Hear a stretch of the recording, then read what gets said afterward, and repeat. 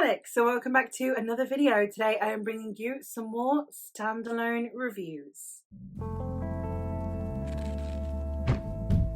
I have been working on a backlog of standalones that are fantasy or sci-fi or horror in nature, speculative standalones, and I always do series reviews. Anytime I read a series I review it, but I haven't really got anywhere to reference people if I have a standalone that I have read, and trying to remember all of the different standalones that I have read and which month I read them in which year to send you to a wrap-up is really annoying. So I've decided that I'm going to compile 5 different standalones and put them into reviews for you guys, and then eventually I will be at like a net negative of standalones, and I can just actually then every time I read 5 I can do a collection of standalone reviews. But at the minute I'm doing them by theme or by vibe, because again I can't remember what order I read these in. It'd be easier for you guys to find books hopefully that you'll like. Today's vibe we are going with is whimsical. I have some very whimsical fantasies that I'm going to talk to you guys about, and they're whimsical in different ways, but I'm just going to go through, give a quick review of these, some general thoughts and opinions. The first book I'm going to talk about is The Absolute Book by Elizabeth Knox. This is a somewhat portal fantasy mystery in which we are following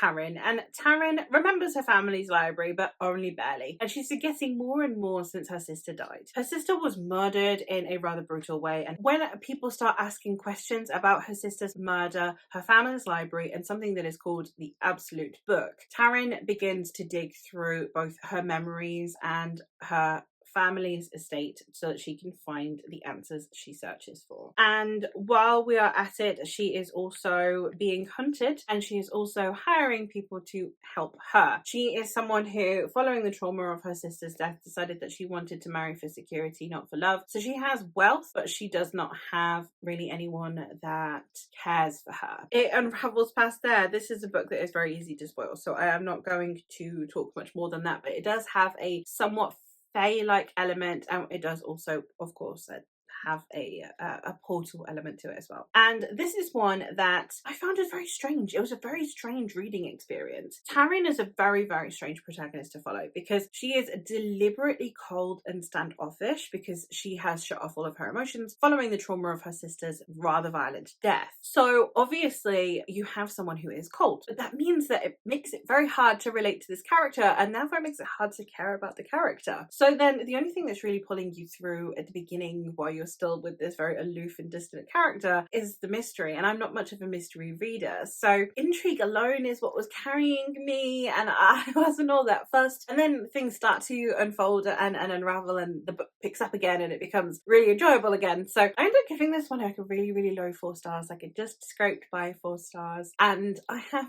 very strange feelings about it because it was a bit weird, a bit convoluted at times, but at the same time that made it enjoyable, and it made the initial cold diffidence have felt worth my while. But it was a very, very peculiar reading experience, and as much as I would say give it a go if the synopsis sounds like it's your kind of thing, because it does do it in a way that is very unique and it's very unusual, and I've not really read anything like it. The closest that I could say is if you kind of combined maybe like a Daughter of Smoke and Bone with a Discovery of Witches, I guess, like the whole like book and people wanting this book thing from Discovery of Witches, but then this person who has forgotten things, and then you have the portal fantasy side from Daughter of Smoke and Bone. So if you combine those two, you kind of have this, but it's done in a really, really unique way and very unusual way, and the writing style is very interesting as well, and I would recommend, if it sounds interesting to you, I would recommend checking it out. One of my absolute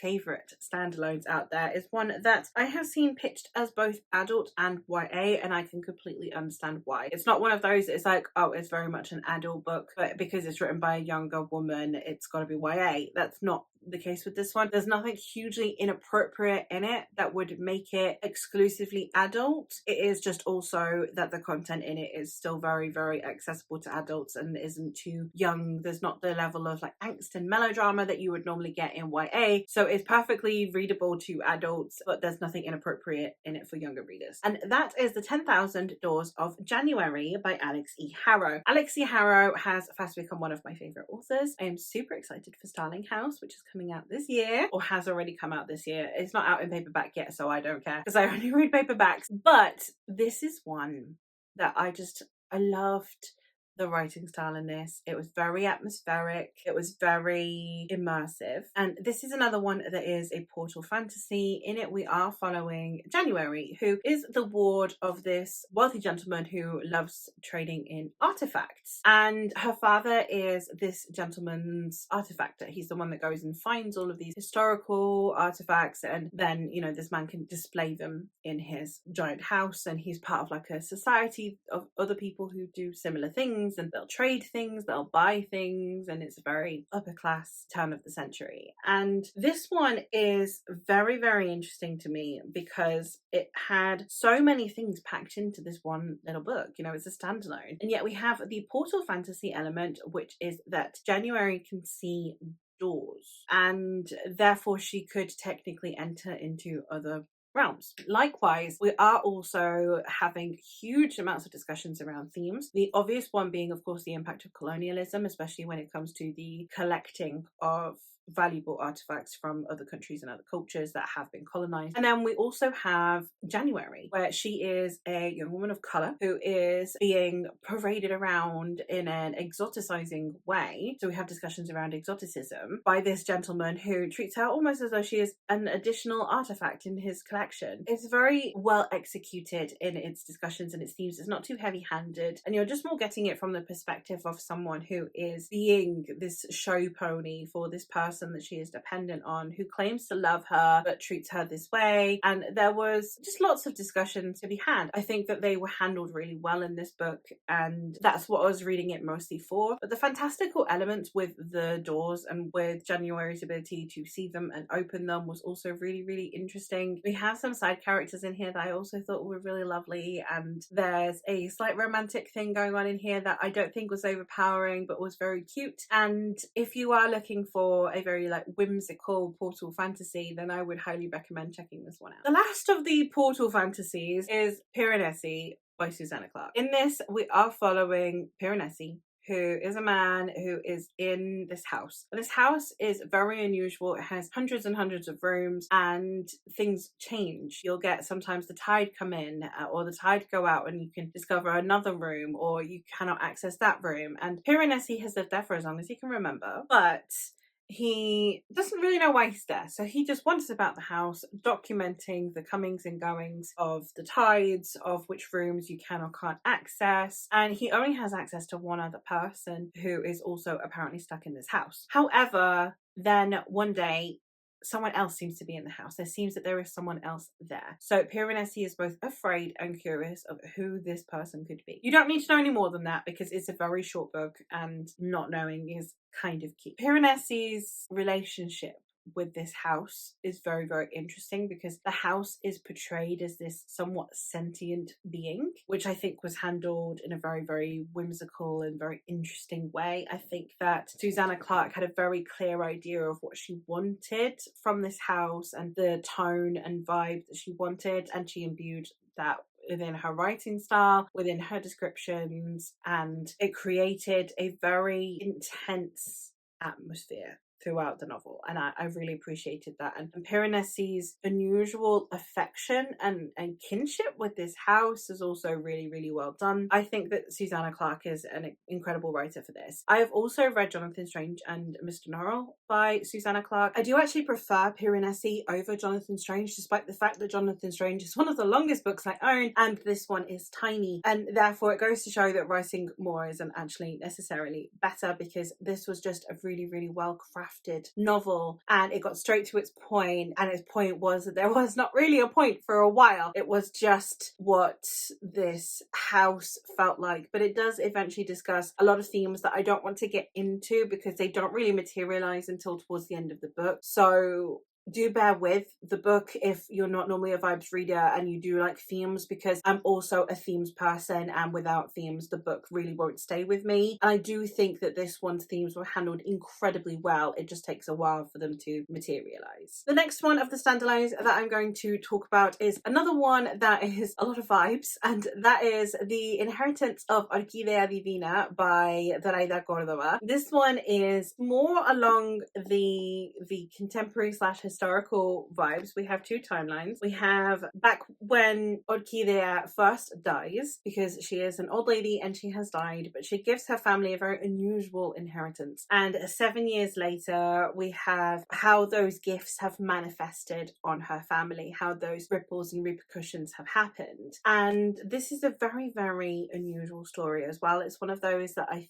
think handled its themes in a very interesting way. This is one that I ended up, I think, giving like a low 4, if not a high 3 stars. I wanted this to be a new favorite. I really, really loved so many aspects of it. But one of my problems with this one, well, my only real problem with this one and why it's not a new favorite, is that it had a very, very large cast of characters. You are following almost this entire family, which in this one small book means that you don't really get to know anyone. You get all of these different characters and what's happening to them, but you don't actually get to know anyone too in depth, and therefore to actually begin to care about them. So you don't really care about the repercussions of these gifts they've inherited because you don't really care about them. I found that while I was very interested in this story, and I think the writing style was really well done, I didn't care about the individuals or the characters, and that was my main problem. The only character I really cared about was Orquídea, the old lady who has died, and I was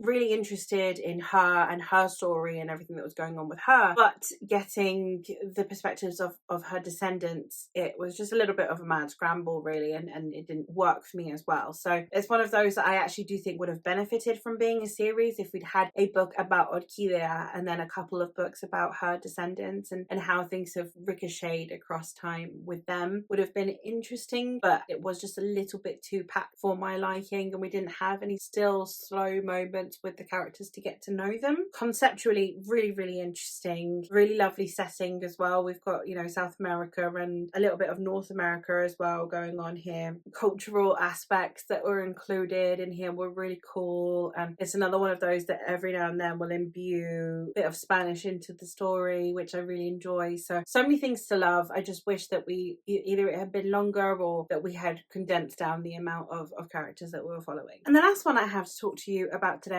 is one that is actually quite a sorrowful story, and that is The Snow Child by Eowyn Ivey. This is the story of a couple who live out in the Alaskan wilderness when Alaska is newly being colonized and is becoming Alaska as we know it today, and they are amongst the settlers, and while they are there they are wanting to start a family, as many settlers do, and they are struggling to conceive, and this is causing obviously a lot of sorrow. So one night, in a act that they believe is just out of comfort and out of love, they build a snow child in the snow, only for the next day that child to come alive. This is a retelling of the story The Snow Child. Is very, very emotionally driven story. It's a lot of heart, it's a lot of love, but it's also very difficult to read. It's not an easy book, but I did find that it was unique in the way it discussed things like parenthood, the way it discussed grief,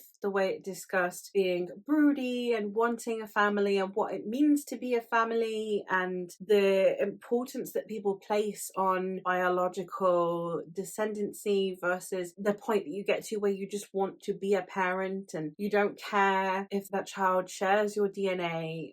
You just want someone that you can share that kind of love with. There are so many discussions in here, and it's such a beautiful story, and it obviously is also detailing origins of the American settlement in Alaska, which I thought was handled in a very interesting way as well. We also therefore are tackling things like mental health. We are tackling things like what to do in these circumstances, especially because we are following it from both the woman and the man, so how it manifests differently for each of them, which I thought was also really well tackled. It was a very impressive debut, and I think that the writing style really did carry the level of intensity of this story really well. So for the most part, I would highly recommend checking it out. Obviously, go check content warnings, because as I said, it's not necessarily the easiest read and it does tackle quite a few things. If it seems like it would be of interest to you, I would recommend. That is it. Those are 5 reviews for 5 standalones. Let me know if you've read any of these and your thoughts on them, or given my impressions of these, what other books you would recommend I check out. And that is all from me for today. So thank you ever so much for watching, and I will hopefully catch you in another one soon.